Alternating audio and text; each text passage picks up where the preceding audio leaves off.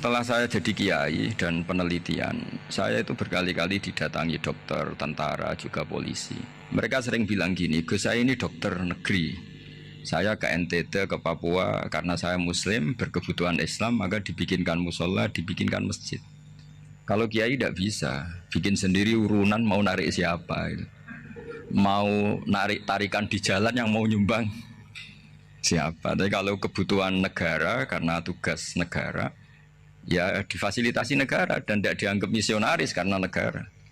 Begitu juga di beberapa negara yang non muslim kayak di Argentina, di Venezuela itu ada masjid, ada kajian Islam ya karena duta besar dan itu aparat negara. Disinilah kearifan para ulama berkoalisi dengan umarok dengan makna yang positif bahwa agama ini harus ditopang umarok, sistem negara. Tentu di situ ada tentara, ada polisi, ada macam-macam. Kita sebagai kiai juga nggak berdaya di depan para bandar narkoba apa-apa kalau nggak ada BNN. Kita mau apa dengan korupsi kalau tidak ada KPK. Sehingga kearifan para guru-guru kita, mulai Mbah Maimun, bapak saya sendiri, NU, Muhammadiyah, semua ormas-ormas Islam itu pasti maulah kerjasama. Karena kita siapa ya? Kalau tidak kerjasama. Dan di antara pesan Rasulullah SAW adalah yaduwahi ma'al jamaah. Jadi apa ya, kebersamaan itu sudah berkah. Fa inna yadallahi ma'al jamaah. Jadi berkah. Lalu kenapa saya kalau ngaji bawa kitab? Ini agak sebetulnya itu lazim. Lazim itu suatu yang harus. Tapi karena kelamaan mubalek itu tidak pakai kitab. Seakan-akan bawa kitab itu yang aneh. Sebenarnya aneh mereka. Karena begini logika simpelnya ya. Umat Nabi ini berhak dapat apa coba? Berhak dapat warisan yang paling luhur, paling hebat, paling jernih. Apa itu Quran dan hadis? Pertanyaannya, siapa yang paling punya hak otoritatif untuk menerangkan Quran hadis? Ulama. Ulama yang mana? Ya yang kapabel, yang sudah diakui dunia kayak Imam Ghazali, Imam Bukhari, Imam Syafi'i. Artinya kalau kita tidak pakai materi itu ulama mendapat pikiran kita, bukan mendapat pikiran mereka. Saya ulang lagi, kalau kita tidak pakai materi yang otentik, yang orisinil, umat ini mendapat pikiran kita, bukan pikiran mereka. Maka saya berusaha supaya teman-teman atau semua umat Islam dapat pikiran-pikirannya Imam Ghazali, pikiran-pikiran Imam Bukhari, pikiran-pikiran Abdul Qasim Al-Junaidi, kejernian-kejernian Abu Yazid Al-Bustami. Kejernian itu diantaranya adalah misalnya makalah yang menurut saya itu makalah yang super. Jadi untuk ngadepi krisis karena COVID atau karena apalah. Itu lama dulu sederhana sekali. Beliau-beliau punya rumus yang mungkin jarang didengungkan orang, tapi saya akan kampanye rumus ini. Al-istighna, hakikatul istighna, itu adalah al-istighna anis syai' labihi. Jadi pemenuhan kebutuhan yang sebenarnya adalah kita berusaha menghindari sebanyak mungkin kebutuhan yang sekunder, yang enggak penting. Bukan memenuhi semua yang kita inginkan. Jadi misalnya begini ya, kalau kita lapar, itu keinginan kita itu makan enak apa asal makan? Tentu jawabannya asal makan yang sehat. Tapi kalau nuruti nafsu kita, makannya yang enak, teman makan ya enak. Terus di warung yang favorit. Ini kan satu kebodohan. Kenapa untuk makan saja butuh definisi sekian banyak? Yang kita harus kecewa, warung favoritnya bisa sudah tutup. Atau kita ke sana harus macet. Ribet. Yang benar-benar arif dan bijaksana itu adalah al-istighna anisya. Sesuatu yang tidak mendesak itu jangan jadikan kebutuhan. Sehingga kalau kita puasa misalnya, semua makanan itu enak karena kita sangat lapar. Sehingga Abdul Qasim Al-Junaidi ketika ditanya, ma'idamu to'am, lauk makanan itu apa? Jawabannya lucu, alju, lapar. Kalau kamu lapar ya semuanya enak. Ini sudah mulai hilang. Kita bilang makan enak itu ya sate, ya gulai, ya pizza yang kita senang. Akhirnya apa? Untuk nikmati nikmatnya Allah itu kita jadi ribet. Apalagi yang orang-orang fasik harus ditemani perempuan yang tidak halal misalnya, atau harus ada ajudan, ribet. Nah pertanyaannya, orang yang ribet sama yang nggak ribet itu pinter mana? Pinter yang nggak ribet. Nah ini kearifan-kearifan yang mulai hilang. Lalu siapa yang bisa mewarisi itu? Ya ulama. Jadi ulama itu cara berpikir sebenarnya simple. Makanya mereka sering kalau tahajud itu. Di antara makalah Sayyidina Ali paling terkenal.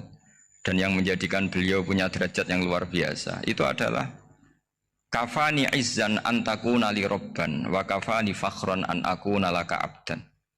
Ya Allah, saya ini sudah begitu mulia, begitu terhormat dan sangat-sangat terhormat karena yang menjadi Tuhan itu Engkau.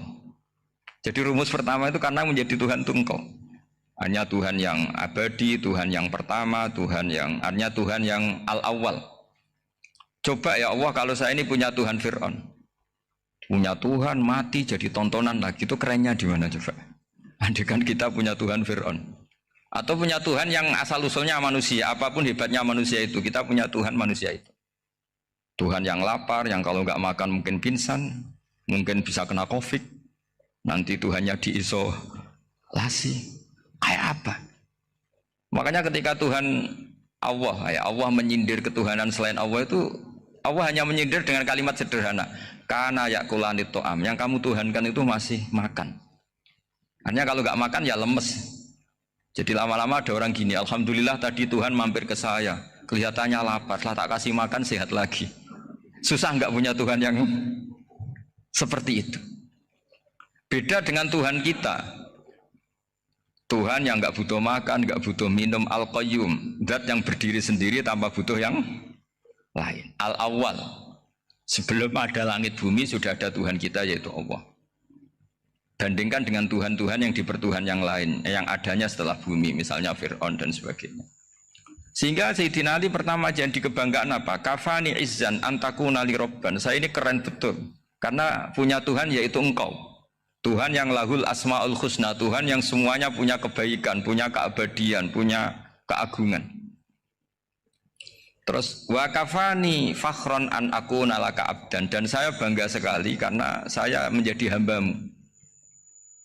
Kalau saya jadi hambanya Pak Rektor ribet kan, sudah tak hormati ternyata nanti tidak rektor, ya kan ribet kan. Terus pokoknya ribet, jadi budaknya manusia itu ribet. Makanya ada seorang wali datang ke temannya yang jadi presiden atau jadi raja. Datang ke situ karena tidak punya uang, mau minta uang karena temannya raja.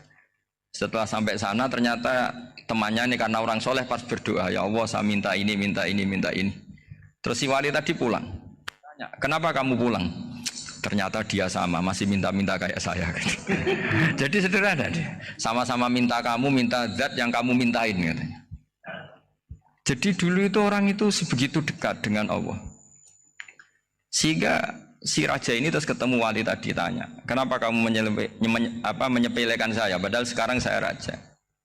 Terus ditanya sama wali tadi, karena temannya, kalau kamu di padang pasir tidak bisa minum dan harus minum 1 gelas, dengan ongkos kamu harus mengasihkan semua kerajaan kamu demi minuman itu. Pilih mana, minuman apa tetap jadi raja? Ya saya milih bisa minum.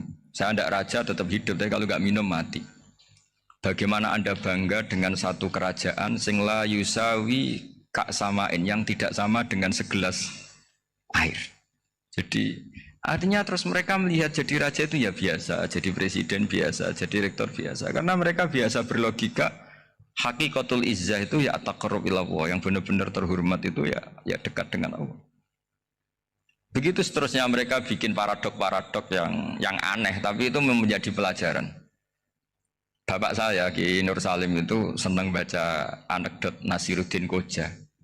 Itu kalau bikin orang-orang aneh, itu dia datang ke satu pesta, pakai baju lusuh, pakai sarung lusuh atau celana lusuh, sama Sohibul Bed yang punya acara dibiarin.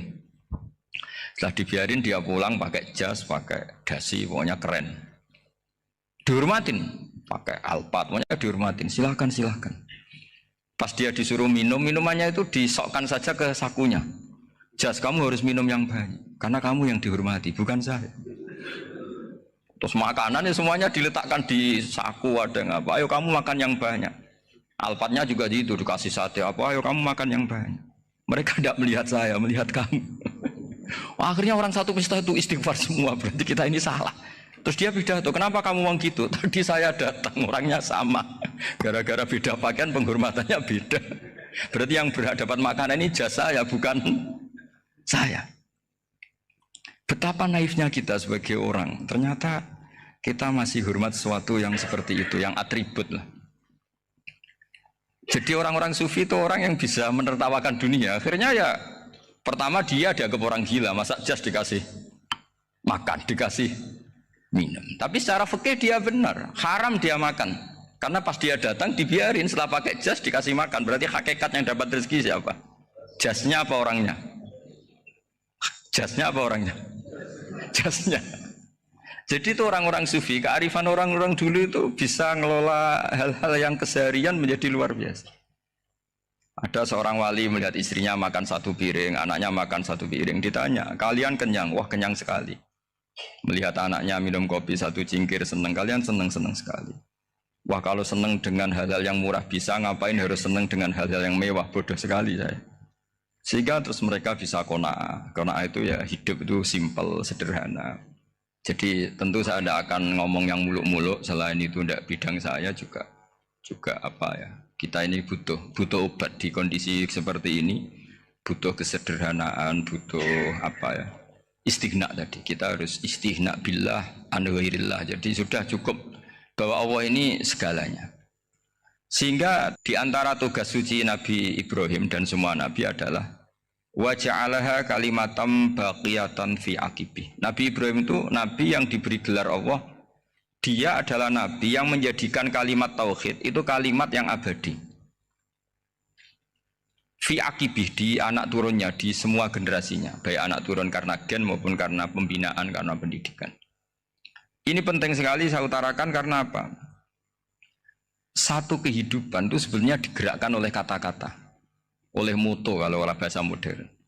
Sehingga banyak ulama mengatakan al-ibarat kutun li'ailatil mustami'in, bahwa redaksi atau moto atau pegangan hidup itu penggerak kehidupan. Sehingga sebetulnya manusia itu digerakkan oleh kalimah-kalimah itu, oleh moto-moto itu, oleh prinsip-prinsip hidup itu. Misalnya orang Palestina itu tiap hari ke pasar gitu. Mereka ke laut gitu. Ditanya, kenapa tidak takut tembak Israel? Jawabannya lucu. Kena tembak ya mati, nggak makan ya mati. Nggak kerja ya mati. Ya sudah, sama-sama mati ya mendingan aktivitas normal. Tapi saya tidak menyarankan itu untuk melawan COVID. Ini cerita saja. Kamu jangan provokator. Itu. Karena ini wilayah sensitif. Jadi banyak orang yang poligami, kalau ditanya alasannya gitu, istri satu ya cerewet, dua ya cerewet, mendingan 4 katanya. Ya banyak ya gitu. Tapi ada yang kebalikan, istri satu cerewet saja hampir jantungan, apalagi 4, tinggal matinya kan gitu. Itu semua yang menggerakkan itu kalimat. Kalimat itu satu pegangan. Banyak orang loh yang nggak ingin jadi rektor tuh banyak loh Pak Bejo. Jangan kira semua dosen ingin jadi rektor. Melihat rektor sibuk rapat, mempertahankan reputasi Unisula, terus sering pegang kepala. Ngapain repot-repot? Jadi tukang sapu aja dapat gaji, ngopi, rokokan, selesai. Bodoh amat jadi rektor, mikir orang banyak. Banyak loh orang yang ingin jadi presiden tuh banyak. Karena ngopi nyaman, gak ada yang ganggu. Mau tidur sampai jam 9 siang juga gak ada yang ganggu. Sehingga mereka melihat pegawai negeri itu gak keren, orang kok diatur jam, disiplin. Itu memang cara Allah membagi rahmat. Mau kamu apakan coba? Cara syukurnya dia seperti itu. Bapak saya dulu tuh sering ngajarin saya, diajak jalan-jalan pagi-pagi.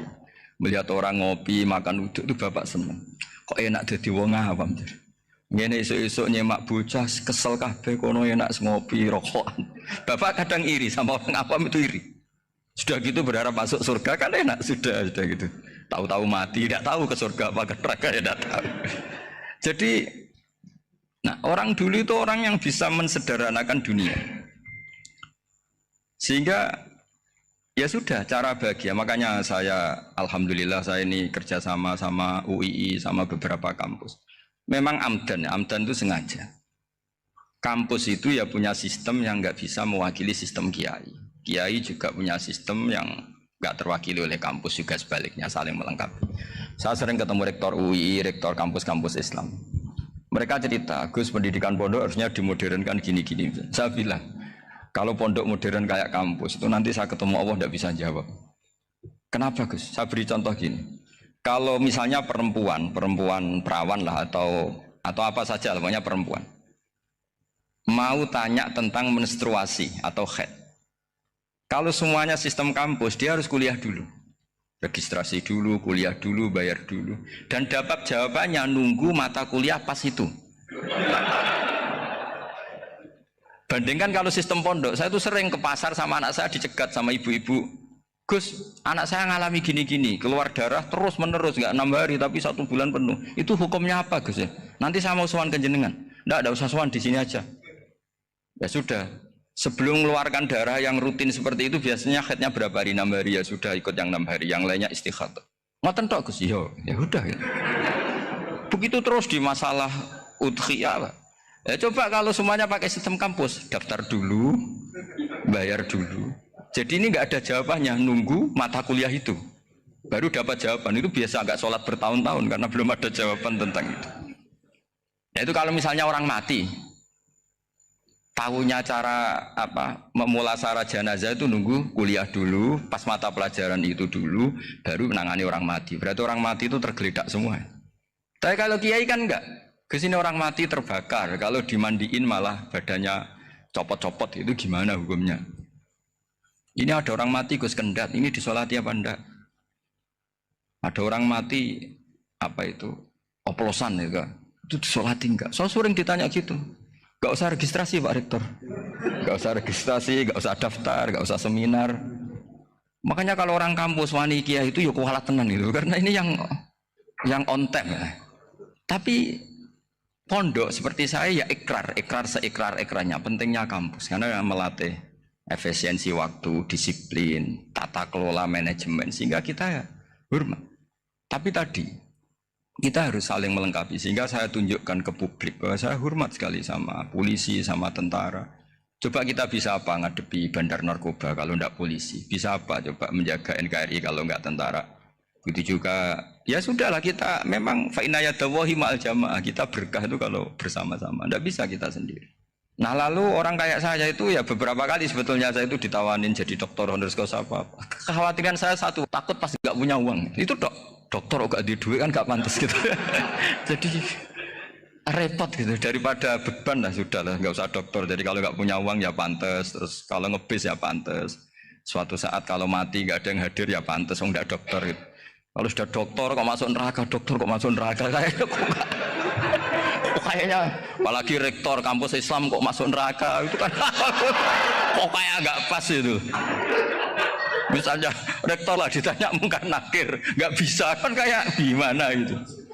Makanya harus sering ngaji saya supaya nggak malu di depan mungkar nakir. Masa rektor ditanya mungkar nakir nggak bisa. Harus berani bentak, ini saya rektor loh Pak mungkar nakir. Masa kalau wali-wali dulu berani. Masyhur di cerita wali-wali ditanya marabbuka manabuka, saya ini guru tauhid. Kok kamu tanya marabbuka manabuka yang ngotok? Kok kamu tidak pernah ngaji enak aja tanya. Jadi wali-wali itu ya rileks ngadepi mungkin. Saya yakin rileks wali di Bang Pak Rektor, saya yakin itu. Karena wali itu lebih dekat Allah.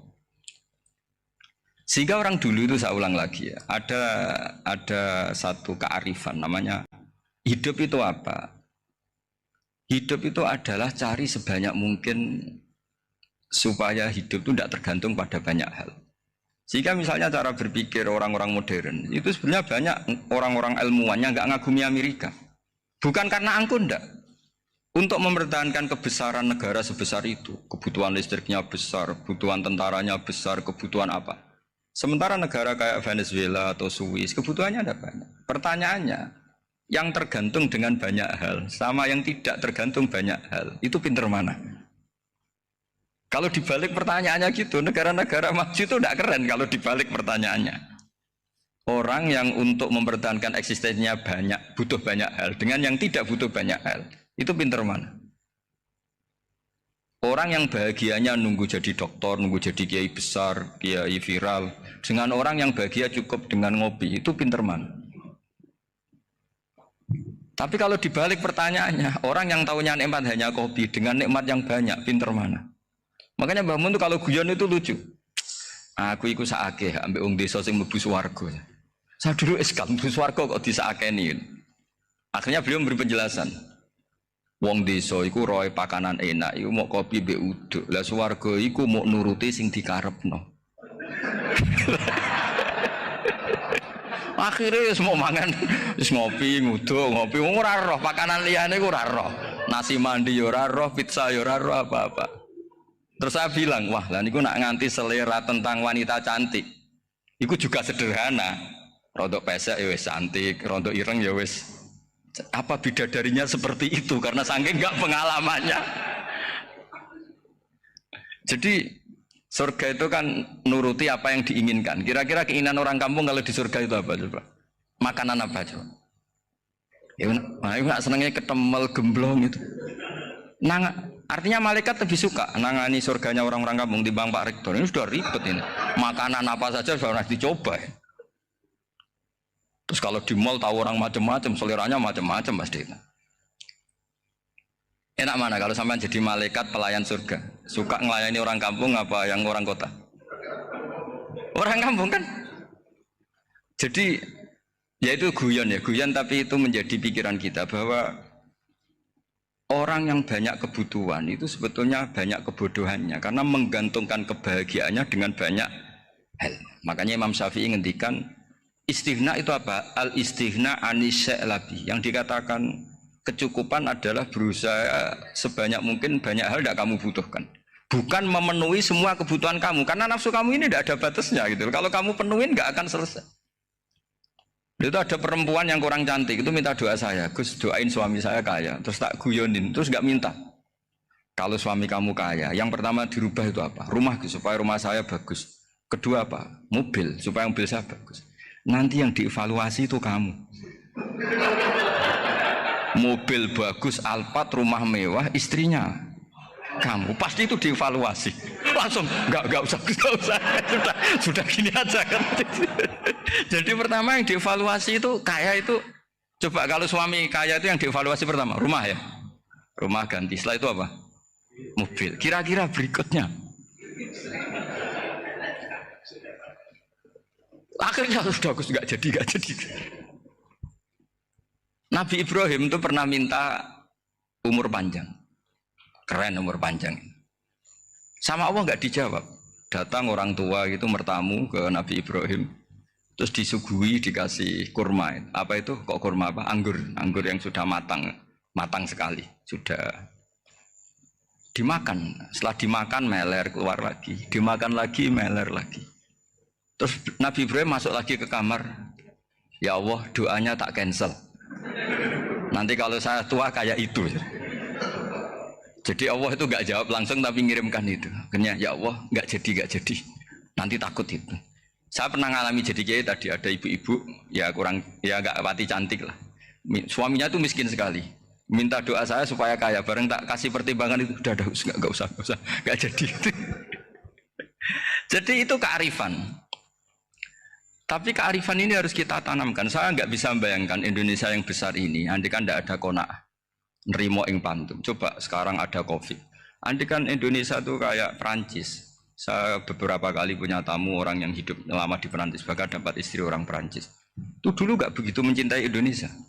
Tapi setelah di Prancis 2 tahun, wah Indonesia hebat. Di Prancis itu kata dia kalau cerita, semua kebutuhan masyarakat itu dibebankan ke negara. Apa saja minta negara, apa saja nyoal negara. Sementara Indonesia, coba kalau Indonesia mengalami seperti ini kok tidak ada qanaah rimo ing pantum, bisa kios Indonesia. Orang miskin nyalahkan negara, kelaparan nyalahkan negara, apa saja. Tapi barokahnya dididik kiai, jogeman nyalahno wong liya. Urip pun romo ing pandum, diame. Sampai gak ngerti kalau Covid. Banyak tuh orang-orang kampung itu, orang lugu-lugu itu. Mbah niki saking Covid, salam ning Covid, muga-muga umure panjang. Dikira Covid itu nama orang yang ahli sosial itu. Mbah niki dana saking Covid. Matur nuwun sampekno salamku, muga-muga umur panjang. Bingung kan yang nganterin ini. Ini gimana yang mau menjelaskan? Memang nggak paham. Ribet kan. Tapi saya pastikan bahwa dengan keadaan seperti ini kita bahagia, kita stabil, itu jelas barokahnya kalimat tadi, moto tadi atau pegangan hidup tadi. Makanya disebut al-ibarat qutun li'ailatil mustami'in. Bahwa redaksi atau kata-kata atau pegangan atau filosofi hidup, apalah namanya itu adalah penyemangat. Penyemangat. Karena kata-kata ini memang luar biasa. Ketika sahabat perang demi kebenaran, zaman itu ya pasti benar karena yang dibela Nabi. Dulu itu kan enak zaman Nabi, yang dibela mesti benarnya, musuhnya mesti salahnya. Sehingga dulu itu memang harus tegas. Kalau sekarang mau tegas gimana? Yang kamu bela tidak mesti benar, musuhnya tidak mesti salah. Ribet kan kalau misalnya saya tukaran sama Pak Rektor, kamu mau bela mana kan bingung. Saya tidak mesti benar, saya tidak Nabi. Pak Rektor apalagi nggak mesti benar lagi kan? Ribet kan? Jadi kalau kita mau perang sekarang itu mau pede gimana? Enggak.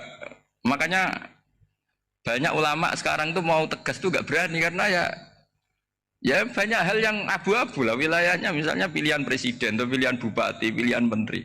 Kamu mati-matian bela itu, yang kamu bela tidak mesti benar, musuh kamu tidak mesti salah.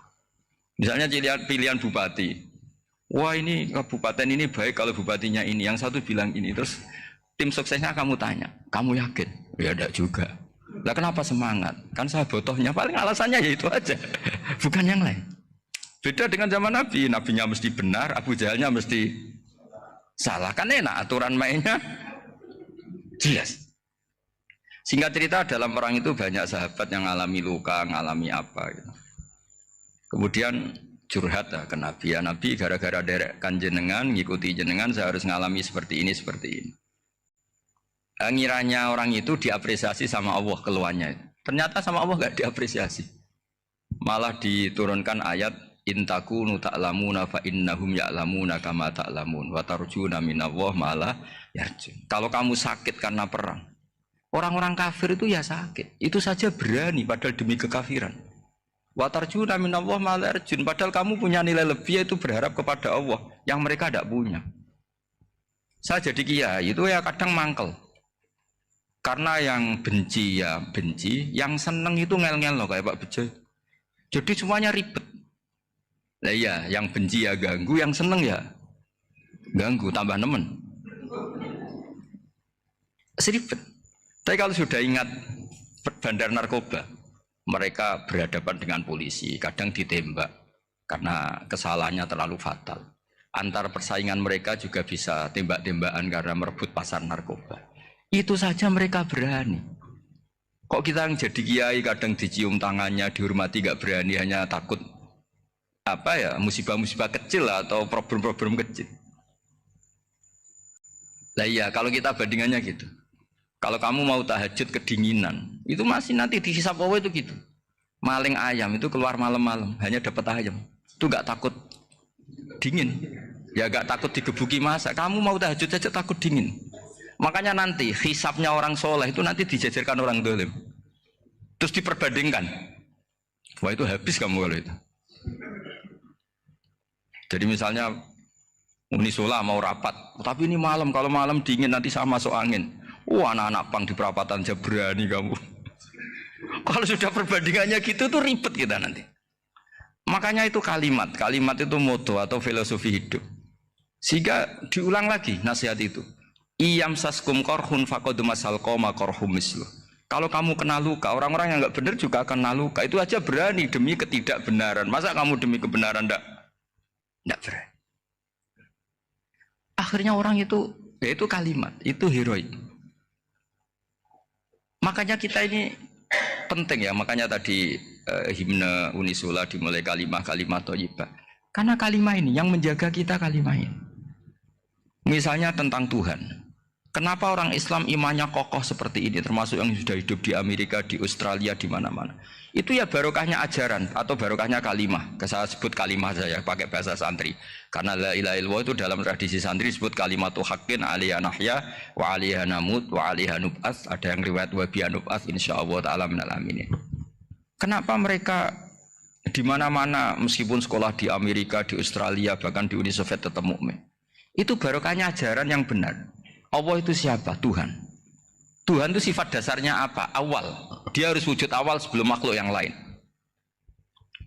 Sehingga ketika ada negara yang maju, yang tertib, manajemennya tertib, masyarakatnya makmur, tapi punya Tuhan yang tidak seperti itu, tidak awal, itu sudah gak nyaman. Karena ndaklah keren Tuhan saya, karena Tuhan saya itu al-awwal, dat yang pertama. Tuhan saya keren lah, dat yang gak mati. Tuhan yang gak mati, yang gak pernah mengalami kematian. Sehingga tontonan atau yang dilihat kenikmatan-kenikmatan yang lain ini tidak mengubah dia pendirian tentang Tuhan. Karena mantapnya satu kalimat tadi bahwa Tuhan itu ya harus satu, harus awal, harus tidak mati, tidak rusak, tidak mengalami apa-apa yang membahayakan. Sehingga ketika ditawarin Tuhan yang lain meskipun menjanjikan secara finansial atau kemakmuran, mereka gak tertarik. Itu coba, itu barokahnya makmur apa barokahnya ajaran? Barokahnya ajaran. Sering negara Islam itu kalah makmur dengan mereka, tapi barokahnya ajaran ini tetap apa? Tetap Islam. Makanya Nabi Ibrahim, Nabi yang sukses bikin wa ja'alaha kalimatam baqiyatan fi aqibi. Sehingga kita ini bekti sama orang tua misalnya, itu ya karena ajaran. Suwargamu itu karek wong tuamu. Nak wong tuamu ridho, Allah ridho. Nak ora ridho, Allah ora ridho. Ridho wa fi ridhol walidain wa sakhatu wa sukhtu wa fi sakhatil. Sehingga ketika ada orang tua yang agak brengsek gitu, anak-anak tetap hormat. Punya orang tua yang miskin, yang sudah miskin, tukang tombok nomor, banyak kan di kampung gitu. Ya tetap hormat. Coba kalau dari awal kita ngajari orang tua kamu hormati ya, kalau baik, kalau tidak usah. Bisa geger Indonesia. Tapi barokahnya ajaran-ajaran itu Indonesia tertib karena ada ajaran. Nah ini di sini pesantren dan Unisula semua harus berkontribusi membuat ajaran yang benar itu adalah ciri utama Islam. Sehingga Islam ini dimulai dengan ajaran kalimatu haqqin alaiha nahya wa alaiha namut. Sehingga kita tenang seperti ini. Saya ini termasuk kiai yang tenang. Meskipun kata orang banyak saya ini kiai besar, tapi termasuk kiai yang paling tenang. Termasuk yang paling tenang. Karena saya ini pakai mazhab orang-orang hebat. Saya berkali-kali cerita, orang kayak Imam Syafi'i itu orang yang luar biasa. Saya berkali-kali cerita, orang yang tadi nyium tangan kamu ya Imam Syafi'i, di belakang tuh ngerasani kamu, menghujat kamu. Jawabannya enak saja. Berarti saya alhamdulillah orang yang wibawa. Buktinya di depan saya nggak berani. Jadi enteng saja. Diceritain sebagian kampung, sebagian separuh dari warga kamu itu nggak suka kamu. Ya bagus lah nggak suka saya, nggak akan utang duit saya. Di mana-mana orang utang itu karena teman dekat. Kalau nggak seneng pasti minimal nggak utang, nggak pinjam mobil, nggak pinjam apa. Berkah mana yang seneng sama yang gede? Jadi dianggap enteng saja. Semua yang dialamin dianggap enteng saja. Misalnya punya istri pemarah, ya baguslah marahin suami. Kalau marahin tonggo malah ribet. Jadi kamu harus terima kasih kalau dimarahin istri. Baguslah marahin saya mah, kalau marahin tonggo ribet. Jadi enteng saja. Tapi kita sekarang tuh karena nafsu ya, sehingga menghadapi hidup ini ribet. Ulama dulu kalau mau mati itu senengnya bukan main. Sudah lama saya ini ingin gak maksiat. Kayaknya gak maksiat paling efektif itu mati. Ya tidak apa-apa Gusti, kalau sebaiknya mati ya mati aja. Enteng saja. Jadi melihat kematian itu akhir dari segala keburukan atau potensi keburukan. Apapun baik kita sekarang, suatu saat mungkin kita nggak baik. Yang bisa menghentikan ketidakbaikan atau potensi ketidakbaikan itu apa coba? Mati kan? Berarti mati itu mengerikan apa menyenangkan? Mesti kamu tidak berani menjawab. Meskipun secara ilmu kamu berani, tapi secara rasa nggak berani kan? Saya ulang lagi ya, yang bisa menghentikan keburukan atau potensi keburukan itu apa coba? Apa? Kematian. Berarti kematian itu menyenangkan atau menyusahkan? Apapun kamu tidak berani jawab karena kamu agak-agak duniawi itu kelihatannya. Tapi secara ilmu, kamu tahu kan kalau mati itu tidak buruk-buruk banget. Karena apa? Itu akhir dari segala keburukan. Sehingga Nabi ngajarkan kalimat itu begitu luar biasa. Allahumma ahyini maka natil hayatu khairan li wa tawaffani maka natil wafatu khairan li. Nabi melihat dunia itu begitu indah. Ya Allah, kalau saya ini hidup, anggap saja hidup ini ziyadatan li fi kulli khairin, menjadi modal saya menambah segala kebaikan. Jika suatu saat saya mati, anggap mawon rohatan li min kulli syarrin, itu akhir dari segala keburukan saya. Sehingga mati hidup ya baik karena di situ kita bisa berkontribusi beramal soleh. Mati juga baik karena mengakhiri segala keburukan. Nabi nate ngendikan lagi, ajaban li amril mukmini inna amrohu kullahu khair. Orang mukmin itu mengagumkan, semuanya baik. In asobathu na'ma syakara fakana khairan lah. Kalau baru dapat nikmat dia syukur, maka itu baik. Wa in asobatu dorro sobaro, kalau dapat masalah mereka sabar, itu juga baik. Sehingga orang mukmin dua sisinya pasti baik. Itu juga kalimat, maksudnya moto atau pegangan hidup. Nah berikut ini saya beri contoh, ini kenangan saya, ini contoh terakhir. Masalah jadi orang terkenal maupun tidak. Di sini dicontohkan Imam Ghazali di halaman 367 di kitab saya 367, juznya 3 di kitab Ihya Ulumuddin. Di sini beliau cerita betapa untuk menjaga ikhlas sebaiknya orang itu tidak terkenal, tidak syuhrah, tidak terkenal. Oke, itu kita sepakat ya, karena kalau terkenal mungkin orang dipaksa publik dengan tanda kutip untuk selalu berbuat baik, tapi karena jaim lah, jaga image atau apa. Tapi ketika dibalik pertanyaannya, kamu rela yang terkenal itu orang nggak benar, sementara yang orang benar itu nggak terkenal. Lalu masyarakat taunya yang tidak benar. Kalau pertanyaannya dibalik gitu, orang baik wajib terkenal enggak? Kalau pertanyaannya dibalik seperti itu, dokter yang benar tidak terkenal, yang malpraktek terkenal. Kamu ingin kondisi seperti itu? Nggak ingin kan? Kampus yang bagus nggak terkenal, kampus yang bagus nggak terkenal, yang nggak bagus. Nah, artinya apa? Gara-gara olah kata, olah pikiran, ini logika jadi rubah. Lagi-lagi apa? Jawaban itu ada di kata-kata sebetulnya. Makanya bab-bab seperti ini tidak usahlah kita berdebat, berpolemik. Sebaiknya orang itu humul, menutup diri. Apa sebaiknya orang terkenal? Itu nggak perlu seperti itu. Sudah terserah Tuhan saja. Makanya saya mulai dulu ngaji sampai sekarang itu ya tidak punya punya ikon tertentu atau punya website tertentu, enggak. Sudah terserah pangeran. Sudah saya juga tidak sok suci materialistik atau enggak, ya tidak mikir saya. Bukan apa-apa ya, karena saya ini kiai, jadi biasa urusannya sama Allah, tidak sama makhluk. Jadi pusing kalau sama sarah-sarahnya makhluk itu pusing. Meskipun rektor kalau nasihati saya pasti tidak saya terima, itu tetap makhluk, itu sudah ada ngefek kalau saya itu sudah ada itu. Bukan karena saya sombong, ya memang makhluk betul gitu, bukan. Cuma nasibnya bejo aja, tapi makhluk tetap makhluk. Saya beri contoh ya. Ini makalah yang ditulis Imam Ghazali. Ya, i'lam aslahaka Allah anna aslal jah wa intisarus sayyid atau sayyidi wal istihar. Bahwa mazmum itu. Balil mahmudu al-khumulu illa man syaharahu wa ta'ala linasri dini min ghairi takallufi tolabi syuhrati minhu. Jadi kalau kamu ingin ibadah kamu selamat, ya kamu jangan terkenal. Tapi resikonya adalah kalau kebaikan itu tidak terkenal, maka agak dikenali. Kalau agak dikenali berarti masyarakat hanya punya percontohan yang tidak baik, karena yang baik tidak terkenal. Jadi itulah ulama-ulama dulu. Jadi apa-apa itu dibanding-bandingkan. Kemudian nanti kelihatan, jawabannya itu kelihatan. Jadi ulama dulu itu biasa ngarang misalnya afatun nikah, sisi negatifnya nikah. Harus ngurmat istri, harus macam-macam, kalau terlantar itu ya dosa. Seperti tadi Pak Marsudi cerita, kalau orang ngapalkan Quran itu takut lupa, kalau lupa itu jadi dosa. Pertanyaannya, kalau semua orang takut lupa, takut dosa, semua orang nggak hafal Quran karena potongan-potongan lupa. Cara berpikir tidak seperti itu. Kalau berpikir ya namanya hafalan, ya inginnya hafal, kan nggak ingin lupa. Nah nanti kalau takdirnya lupa karena hal-hal yang dimaklumi oleh syariat itu nggak yang termasuk dosa. Yang dosa itu lupa takliwiri udrin syar'iyin, lupa yang tidak ada sebab yang apa syar'i. Tapi lupa bawaan EQ-nya tidak bagus, lupa bawaan sering dibentak. Oh itu nggak masalah karena bawaannya orang tertekan itu ya lupa. Coba kamu hafal Quran, terus punya kredit jatuh tempo, pas hari itu aku yakin nggak cerdas sudah.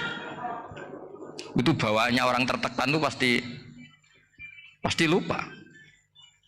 Jadi ya saya teruskan ya. Jadi terus ada makalah yang sangat bagus sekali tentang itu. Saya baca ya. Wa yadullu ala dzalika anna Allah azza wa jalla amaral anbiya'a bi idharil amali lil iktida wa khassahum bi mansibin nubuwah. Wala yajuzu ayyudhanna bihim annahum khurrimu afdhalal amalen.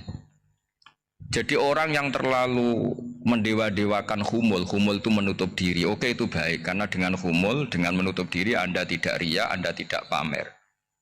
Tapi kata Imam Ghazali, kamu juga harus ingat di antara syaratnya Nabi itu harus mengumumkan kalau beliau itu seorang Nabi. Harus memaklumatkan kalau beliau seorang Nabi supaya bisa diikuti. Caranya sholat harus diumumkan sehingga Nabi itu mengatakan harus jamaah. Karena dengan cara jamaah itu bisa shollu kama ra'aitumuni usolli. Coba kalau Nabi sholatnya nggak diperlihatkan, kamu harus sholat yang benar. Caranya gimana ya Rasulullah? Itu rahasia. Bingung nggak kira-kira? Bingung nggak? Ya misalnya amal rahasia selalu lebih baik. Terus ada pertanyaan, Nabi ngendikan kamu sholat yang benar. Caranya gimana Nabi? Ya itu rahasia. Terus gimana coba? Tapi Nabi ngendikan apa? Shollu kama ra'aitumuni usolli. Ya sudah kamu sholat, niru saya sholat. Berarti Nabi sholatnya diperlihatkan apa disembunyikan? Diperlihatkan. Jadi begitu juga saya berkali-kali bilang, orang tahu kalau itu bidan ya berdasar tulisan itu bidan. Tahu kalau itu dokter gigi ya itu dokter gigi. Jangan sampai gara-gara tidak ada tulisan mau beli alat bangunan di dokter gigi. Mau periksa gigi di toko bangunan. Gara-gara apa? Nggak ada maklumat. Nah, di sini ulama-ulama selalu memaklumatkan dirinya. Termasuk Imam Ghazali ketika ngarang kitab dinamai Ihya Ulumuddin, bahwa kitab ini bisa menghidupkan ilmu-ilmu agama yang mulai hilang. Begitu seterusnya. Jadi ini ngaji ya. Jadi orang itu harus ngerti ya. Jadi jangan nuruti emosi sendiri atau logika sendiri. Bahwa saya suka khumul, ya monggo, agama Islam menyediakan sarana itu. Uzlah itu ya punya sisi kebaikannya sendiri. Tapi syuhrah terkenal asal tidak nuruti nafsu juga punya sisi kebaikannya sendiri. Setidaknya umat ini punya satu master kebaikan yang mudah diakses. Tapi tadi saya ulang lagi, jangan karena hadzun nafsi, jangan karena kepentingan pribadi. Makanya di sini disebutkan wa yadullu ala dzalika ay ala syuhrah anna Allah ta'ala amarul anbiya bi idzharil amal lil iktida. Allah selalu memerintahkan para nabi kalau ngamal kebaikan ya harus dimunculkan supaya bisa ditiru. Yaitu tadi kita tidak bisa bayangkan kan kalau misalnya Nabi menyuruh kamu harus sholat yang benar, kemudian sholatnya Nabi sembunyi. Kalau ditanya, Nabi saya niru siapa? Wah itu rahasia, kamu nggak boleh lihat sholat saya saat takut tidak ikhlas. Ribet kan? Sehingga jamaah itu statusnya tetap harus.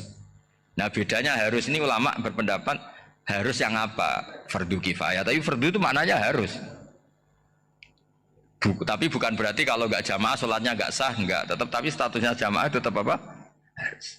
Nah barokahnya harus ini orang yang baru sholat, sholatnya langsung benar karena ada yang diikutin. Coba kalau mantan dukun baru sholat terus sholat sendiri, itu mesti mirip mantra itu. Karena dia tidak ada master percontohannya. Tapi barokahnya ada master, orang paling bodoh pun kalau sholat ya benar, karena standar ada komandonya, ada imamnya. Sehingga Imam Ahmad malah berpikir keras, syarat sahnya sholat itu harus jamaah. Cara pikirannya Imam Ahmad keras sekali beliau. Sehingga kalau orang sholat sendiri kok ada orang lain yang maunya berjamaah harus bayar, orang itu harus bayar demi sahnya sholat. Itu madzhabnya Imam Ahmad. Tapi kalau madzhab Syafi'i hanya mengatakan fardu kifayah, yang kalau satu komunitas. Jadi tak baca lagi biar dapat berkahnya Imam Ghazali, asirru afdalu minal alaniyati. Terus kata sebagian ulama, al alaniyah itu afdal minas sirri. Terus diperbandingkan baik yang mana amal dipertontonkan sama anda. Terus kata Imam Ghazali, kalau orang itu bisa jaga tidak riya, maka sebaiknya dipertontonkan karena kebaikan harus yang muncul, bukan yang tidak baik yang muncul. Makanya ketika memaklumatkan diri sebagai ingin jadi generasi khairah ummah, itu kalau diterjemah itu kan wow, khairah ummah, umat terbaik. Itu kan kayak agak angkuh. Tapi nggak apa-apa, itu nggak apa-apa. Masa kita kampanye siap degradasi moral kan ya lucu kan, masa jualan gitu kan ya lucu. Kita memang ingin mengkhidmati ummah, berbakti dengan umat, membantu supaya jadi generasi khairan apa ummah. Tidak apa-apa dimaklumatkan supaya dengan itu umat punya sarana. Oh kalau ingin jadi khairan ummah kuliah di sini, jangan lalu enggak gitu. Ya sama kita dokter, maklumatkan saja dokter gigi, dokter kandungan, dokter bedah, sehingga orang kalau mau bedah ya jangan ke dokter kandungan. Jadi barokahnya maklumat ya. Jadi saya mohon sekali ini, saya sendiri sebetulnya orang yang nggak siap terkenal sebetulnya, tapi ya sudah terserah Allah saja. Kalau itu cara Allah menyebar kebaikan, ya monggo. Pokoknya kita tawakal saja sama Allah Subhanahu wa Ta'ala.